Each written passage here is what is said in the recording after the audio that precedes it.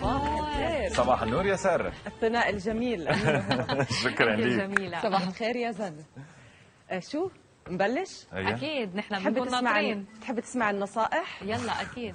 يعني ما عندك مشكلة حدا ينصحك نصيحة؟ لا اكيد ما عندي مشكلة. وامين؟ اكيد ليه بالعكس. اكيد. هلا هي المشكلة مش انه تسمحي لحدا ينصحك، المشكلة انك تاخذي بالنصيحة او طيب. ما تاخذي. هات لنشوف شو صار مع هالزلمة ونشوف هالحكاية شو بتقول. والنصيحة بجمل. وكان يا ما كان. كان يا ما كان بقديم الزمان كان في رجال عايش هو ومرته ببيت صغير على قد حالهم، أوضة وحدة غرفة وحدة. فبيوم من الأيام بيظهر من بيته قاصد شغله، بصير مشكل بينه وبين حدا بالضيعة، من كلمة من هون لكلمة من هون، ضربة من هون ضربة من هون، بروح قاتله للزلمة.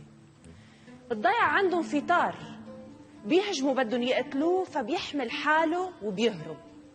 بس كمان بالضيعة في شغلة منيحة، إنه إذا مضي على التار 20 سنة بيسامحوه وبيغفروا له.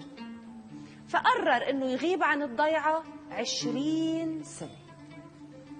بيمشي بيمشي بيمشي بيقطع مسافات حتى ما حدا يوصل له، جبال وأنهار ووديان ومطارح بعيدة، ليوصل على مطرح بلاقي فيه بستان كبير.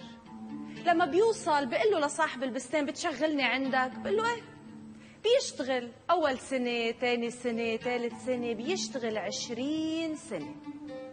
بعد 20 سنة بده يعطيه أجرته صاحب البستان، بيعطيه بدل المال بيعطيه جمال وأغنام. صار عنده كتير جمال وكتير أغنام. حلوة ها؟ حلوة أكيد. بده يرجع ومشتاق يوصل على بيته ويرجع يشوف مرته وضيعته.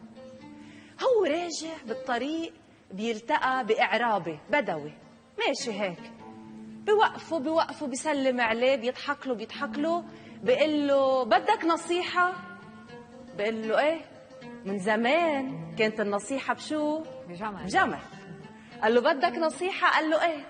قال له أول نصيحة بقول لك إياها، ما تنام بين جبلين. شو النصيحة؟ شو ما تنام بين جبلين؟ هلا أنا بدي أدفع جمل كرمال نصيحة ما تنام بين جبلين؟ عصب تضايق، اجا بده يمشي. قال له عندك نصيحة تاني؟ قال بلكي النصيحة التانية بتشفي له غليله، يعني انه اسمه وقف ودفع جمل.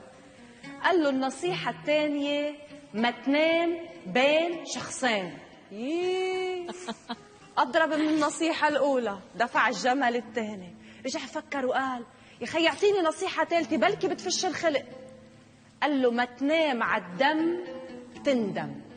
ولا معي ما تنام على الدم تندم. دفع الجمل الثالث ومشي عم بيفكر شو يعني نصايح الثلاثة البلا طعمة، لحد ما وصل بده يرتاح بسفره. وصل على ضيعة بكعب وادي. اجا الليل بده يرتاح عندهم، حط جماله وغنماته، وهو اجا بده ينام تذكر قال له ما تنام بين جبلين، يعني ما تنام بالوادي. قام قرر يطلع جماله وغنماته على راس الجبل، وهو طلعهم وقال الكريم خود بالشتاء. شتت شتت شتت شتت شتت شتت لطافت الضيعة وغرقت. قال والله هالإعرابي كان معه حق، نفعت نصيحته، حق الجمل. كمل لحد ما وصل لعند ناس عندهم خيمة وبده يرتاح عندهم. فإجا بده يرتاح وبده ينيموه بالليل. هن كانوا رجالين بقلب الخيمة، فقاموا قالوا له نام عنا. نام. وين بدهم ينيموه؟ بالنص بين رجالين. فهو بالليل تذكر قال له ما تنام بين شخصين. حمل حاله وطلع، وما بلحق يطلع إلا بشوف لك الزلم اللي على اليمين بيشيل خنجره وبده يقتله، لأنه كان بده يسرق له الجمال تبعوله، بده يقتله. بيقوم بلا ما يقتله بيقتل صاحبه. قال والله نفعت النصيحة الثانية. لنشوف النصيحة الثالثة. وصل على البيت تبعوله ومش مصدق، والدنيا كانت ليل وهو ملهوف بده يفتح الباب ويفوت. بيطلع من الشباك، كانت المصيبة. بيشوف مرته نايمة على الفراش بالأرض، بس معها بنفس الغرفة رجال تاني نايم على فرشة تاني. وهي اللي قالت لي اللي بدها تنطرني، وهي اللي قالت لي أنا وفية إلك. معقول هيك؟ وبشيل خنجر وبده يفوت يقتله للزلم ويقتل مرته. بيتذكر النصيحة الثالثة. ما تنام على الدم تندم. عم يغلي نار، عم يغلي، طلع على السطح مش عارف كيف بده يطلع الضوء، نزل عليها أول الضوء، هي شافته صارت تزلغط، رجع رجع رجع رجع. قال لها وهيدا اللي جوا مين هو؟ قالت له شفت ابنك قد ايه صار كبير؟ هيدا ابننا.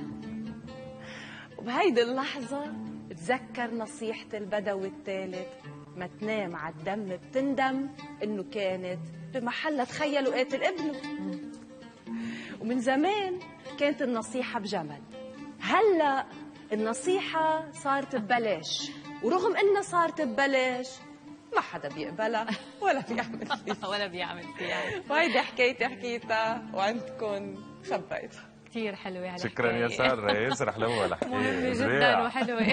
شو النصيحة اللي بدك تعطوني اياها قبل ما فل؟ بنقول لك انه دائما ابقي معنا لانه حكاياتك كثير حلوة.